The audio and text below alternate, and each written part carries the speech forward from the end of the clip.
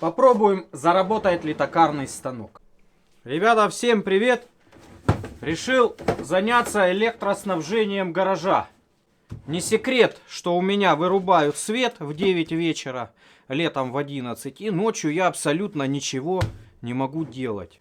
Вот, в общем, хочется как-то эту ситуацию изменить.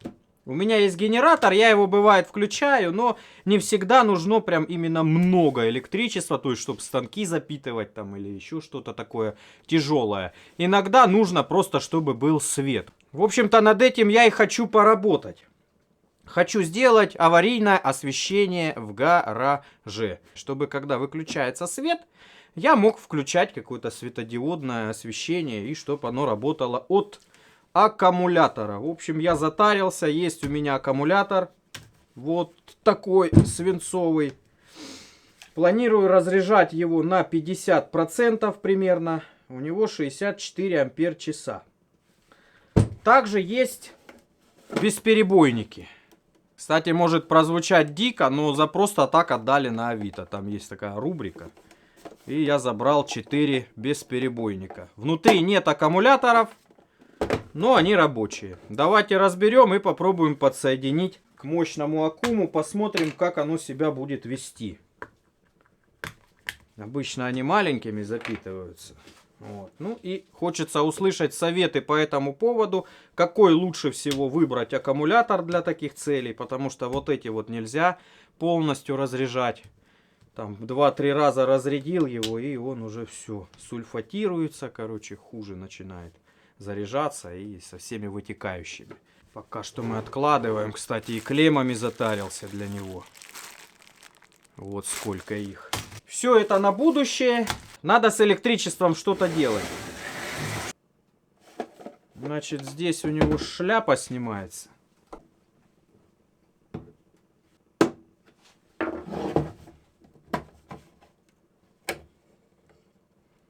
Есть какая-то маленькая платка под кнопку. Трансформатор внутри. Короче говоря, надо разбирать дальше. Так просто его не вскрыть. Если честно, давно у меня в планах сделать нечто подобное. У меня здесь даже освещение приспособлено под 12-вольтовую запитку. Но с помощью вот этих вот компонентов можно под 220 запитывать. Такая какая-то немножко дебильная конструкция. Потому что частично здесь, и никак оно не вытаскивается. Так, это мы снимаем. Говорят, в перчатках удобно работать. Но вот такие вещи нельзя отключить в перчатках. Никак нельзя. Так, раздеталировали, ребят. Обратите внимание, какая здесь мега-схема. Как будто это суперкомпьютер. Куча релешек, куча микросхем. Есть мощные транзисторы. Вот мне кажется, если запитывать что-то мощное через этот бесперебойник, то нужно усиливать охлаждение транзисторов каким-то образом. Ну а пока можем вот так поэкспериментировать. Есть плюс и минус. Давайте подключим к аккуму. 12,4. Ну вот так вот.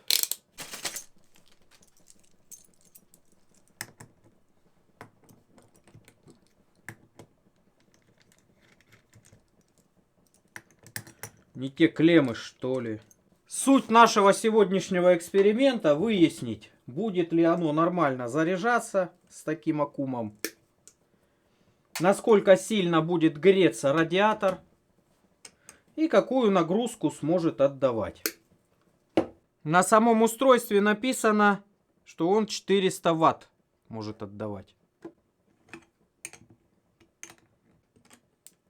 О! Так, это же оно уже должно заработать, по идее. Оп. Вот так. Работает, ребят. Я же говорил, что они рабочие все. Вот только нет аккумуляторов. Так, сейчас подключу 220 и будем пробовать. Установка экспериментальная. Поэтому сильно здесь облагораживать не буду пока. Да, и еще целью данного девайса будет служить запитка различных устройств, которые должны круглосуточно работать, хоть и слаботочные. Это питание, оно подключается вот сюда. То есть это наша зарядка. Теперь подключим нагрузку. От вот этих бесовских розеток мы будем отходить. Они мне не нравятся. Это чисто компьютерная тема, а нам надо подключать нечто другое. Все готово. Я думал, дольше буду этим заниматься. С электродвигателями, например, как начнешь возиться с авиамоделями. Можно целый день делать стенды всякие, что-то там ковыряться. Но здесь как-то быстро получилось. Хлоп только и все подключено. Вот сюда мы сможем подключать нагрузку. Что тут еще скажешь? Стартуем.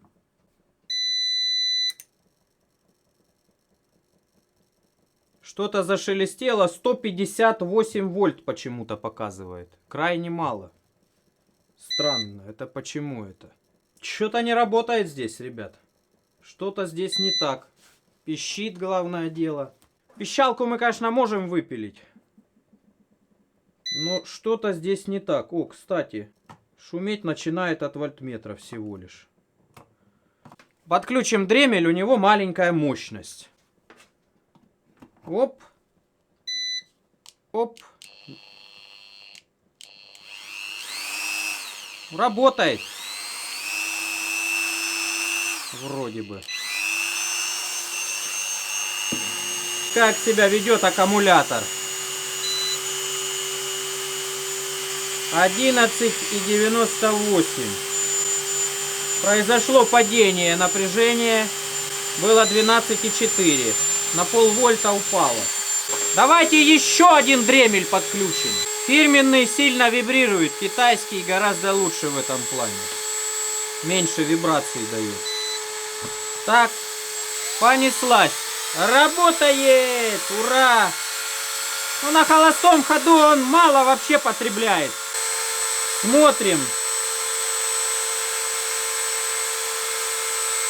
Напряжение есть. Интересно, что будет, если вилку воткнуть на зарядку, так сказать. Он должен, по идее, переподключиться. Давайте сделаем это. Так, включил. Должно теперь заряжать батарейку.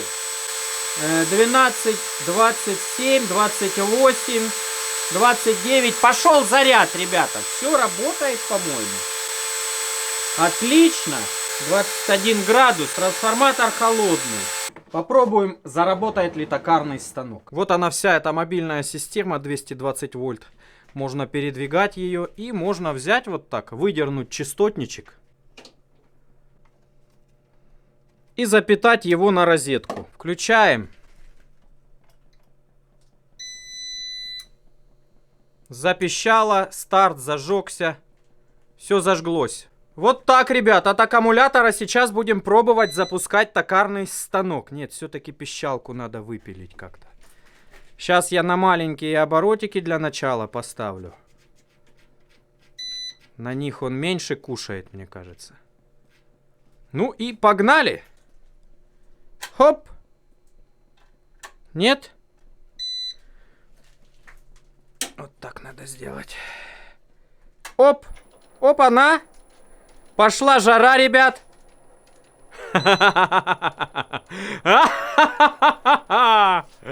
Работает Атакума станок. Вот это дела. Интересно, до каких пор его можно крутить. И будет ли он запускаться резко? Оп. Так. Запускается, однако. Со всей ответственностью заявляю. Я думаю, даже потихонечку можно будет точить. Найти бы, конечно, помощней электросхему. Аккумуляторов можно сколько хочешь напрудить. А вот мощную схему найти, это очень важно. Ну и давайте на всю попробуем. 50 Гц.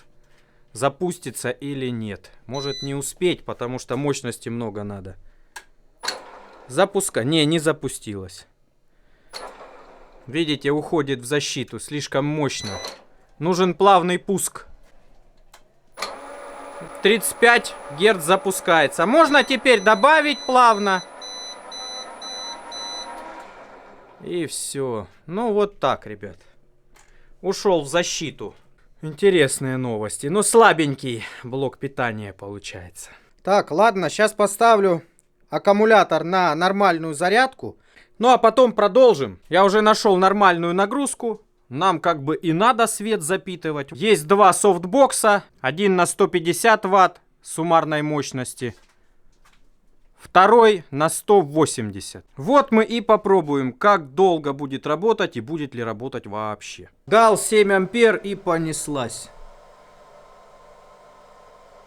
Видно, как быстро заливает. Аккум полностью зарядился. Зашло около 10 тысяч миллиампер-часов. То есть 10 ампер-часов зашло. Из 65 имеющихся был заряжен, получается, процентов на 80. Будем разряжать с помощью практики. Воспользуемся софтбоксом.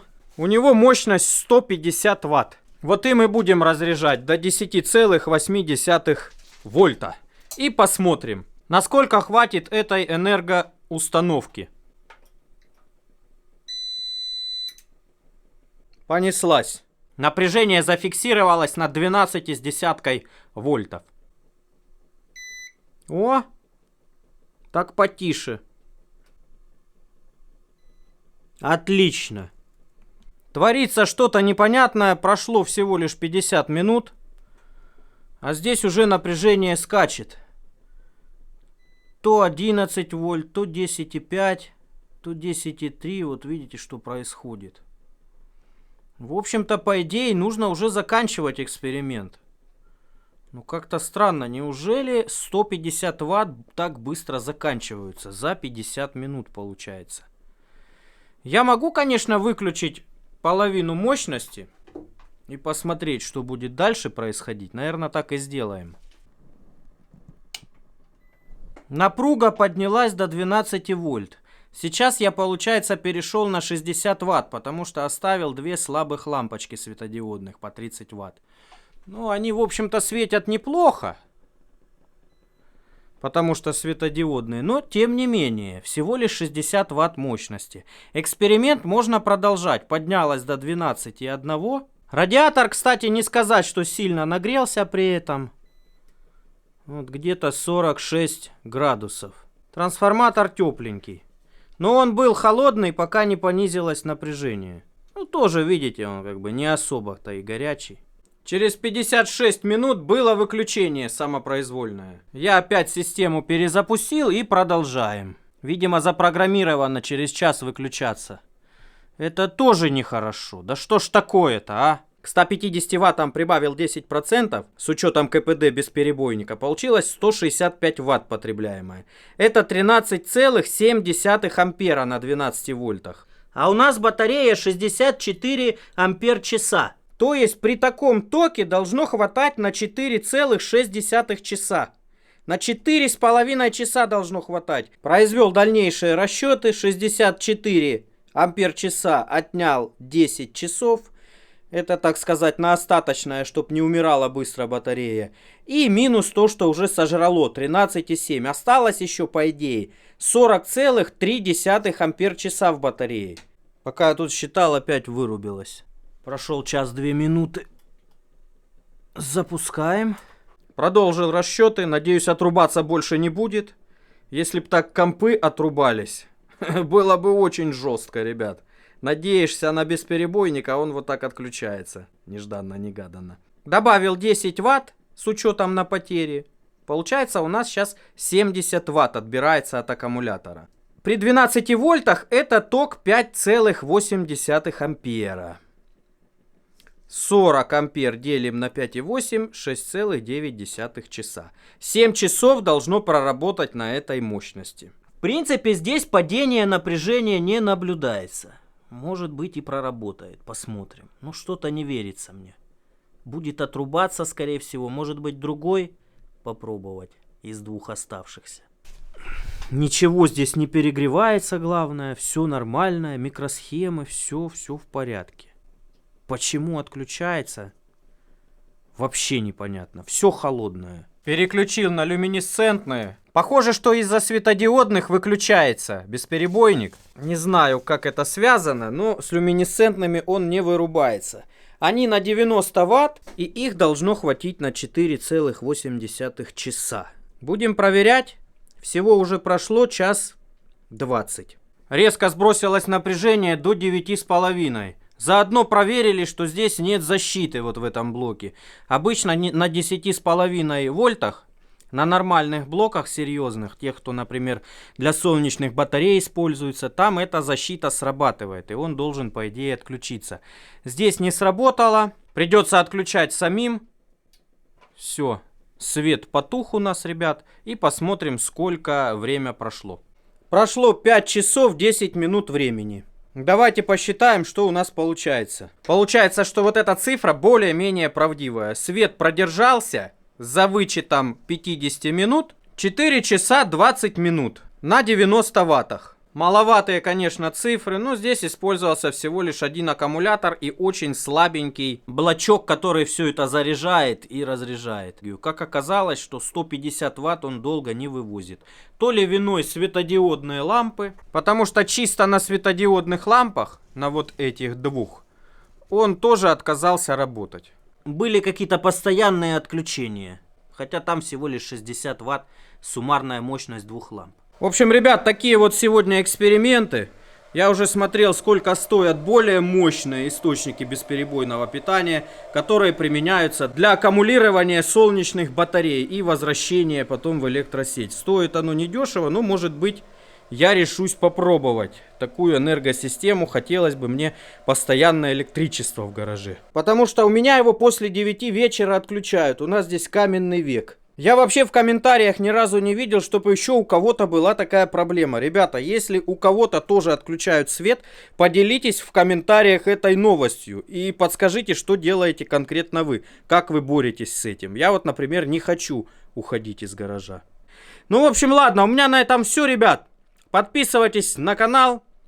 Кому интересно, поддержите лайком. Всех благодарю за внимание. Всем пока. На плохом аккумуляторе проверяю, на каком же напряжении оно все-таки отключается. Включил лампу. Сейчас будет дикое падение напряжения, потому что аккум разряжен и уже 2 раза выключалось. Но я из этих 2 раз так и не заметил, в какой момент. Значит, смотрим внимательно.